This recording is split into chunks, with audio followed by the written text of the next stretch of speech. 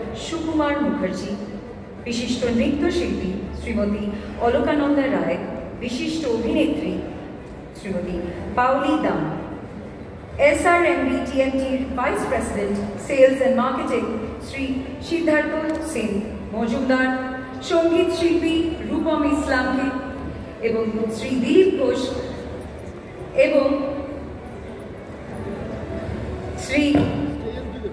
এবং শ্রী সুজন চক্রবর্তীকে। একটা সুখবর দিয়ে আপনাকে SRMB TMT পরিবারের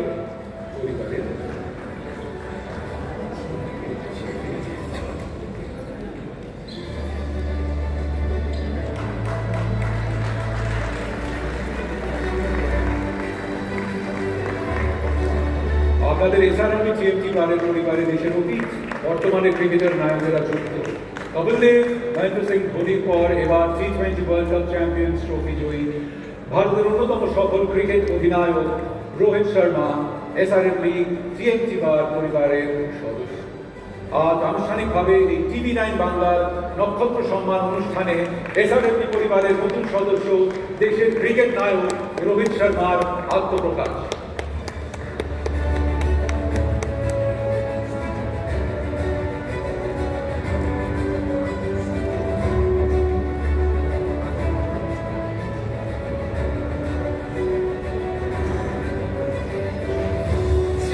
সাজু তালুকদার মহাশয়কে অনুরোধ করব কিছু কথা বলার জন্য।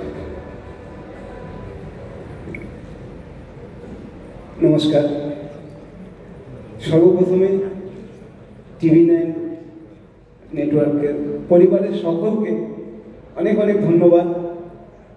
আর মঞ্চে যত গুণীজনরা আছেন, বড়দের আমার প্রণাম, ছোটদের ভালোবাসা। আপনারা আমাকে ডুয়ার্স থেকে, সেই চা বাগানের গলিচা থেকে, মাদারিহাট ব্লক থেকে তুলে এনে যে এই সম্মানটা দিচ্ছেন, সত্যি আমি অবগত। আমি ভাষায় প্রকাশ করতে পারছি না যে আমি এক প্রকার ভিক্ষে করি। আমার 57 জন আবাসিক, তারা বেশিরভাগই মানসিক রোগী এবং শারীরিকভাবে অক্ষম। বিভিন্ন থানা থেকে তাদেরকে পায়, যারা পথে পড়ে থাকে, তাদের দেখার কেউ নেই, আমার এখানে আসে। আমি তাদেরকে হাসপাতালে চিকিৎসা করাই, নিজে শুশ্রূষা করি আমার পরিবারের লোকজনকে নিয়ে, এবং তাদের স্মৃতি ফিরলে তাকে বাড়ি পাঠাই। সবচেয়ে বড় আমার টার্গেট, যেটা বৃদ্ধাশ্রম যেন আর না হয়। বৃদ্ধাশ্রম, আজকে আমাদের মা বাবারা এত কষ্ট করে আমাদের বড় করেন, তারপর যদি তাদের শেষ সময় বৃদ্ধাশ্রমে যেতে হয়, এর থেকে বোধহয় দুঃখের আর কিছু নয়। তাই আমি চাই যে তাকে সুস্থ করে তার বাড়িতে ফিরিয়ে দেওয়া। আমার যে আবাসিকরা আছেন, আমরা একটা পরিবারের মতো। তারা যা ভালোবাসা আমাকে দেন, আমার বেঁচে থাকার জন্য যথেষ্ট। আমার নিজের বলতে কিছু নেই। সরকারি জমির উপরে আমাদের হ্যাভেন শেল্টার রুমটা। আমার 2 ছেলে, যখন আমার গাড়ি অ্যাক্সিডেন্ট হয়ে যায়, ওদের পড়াশোনা বন্ধ হয়ে যায়, ওরা হোটেল, একটা ছোট ধাবার মতো আর কার ওয়াশ নিজেরা করেন। ওদের আয়ের টাকা দিয়ে এবং ভিক্ষে করে যা জোগাড় করতে পারি, সেটা দিয়েই আমার সংসার চলে। এই মা বাবাদের যেন ভালো রাখতে পারি। এখন মানুষের সবচেয়ে দরকারি খাদ্য, বস্ত্র, বাসস্থান, এটাই দেওয়ার চেষ্টা করছি, শুধু ভিক্ষে করে, আপনাদের সাহায্যে।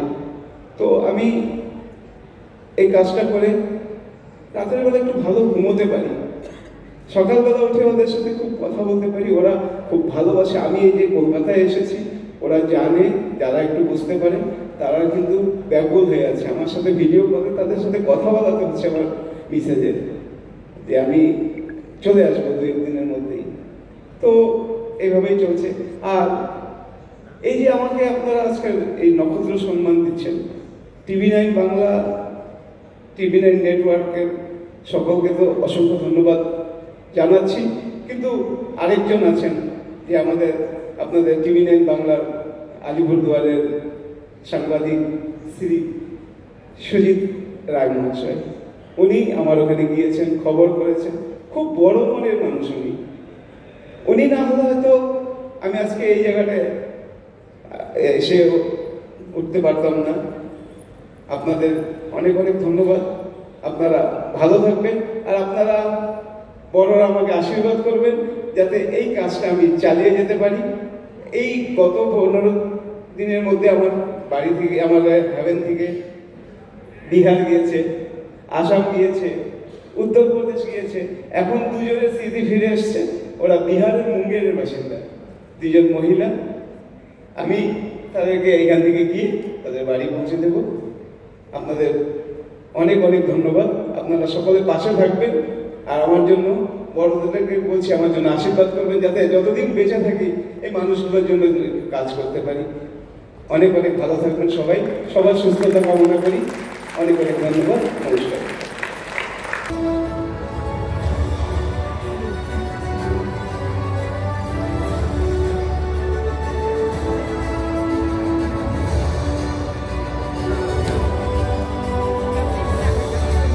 জানাই আমরা অনুষ্ঠানটি এগিয়ে নিয়ে যাব।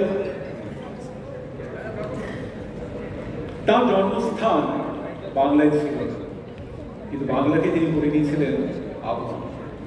ভারতীয় শাস্ত্রীয় সঙ্গীতের রত্ন ভাণ্ডারের অত্যন্ত মূল্যবান এক রত্ন থেকে সঙ্গীত প্রেমী মানুষ থেকে সঙ্গীত বিশারদ সবাইকে তিনি মন্ত্রমুগ্ধ করেছিলেন। বারবার দিন আগেই হয়েছে তার অকাল।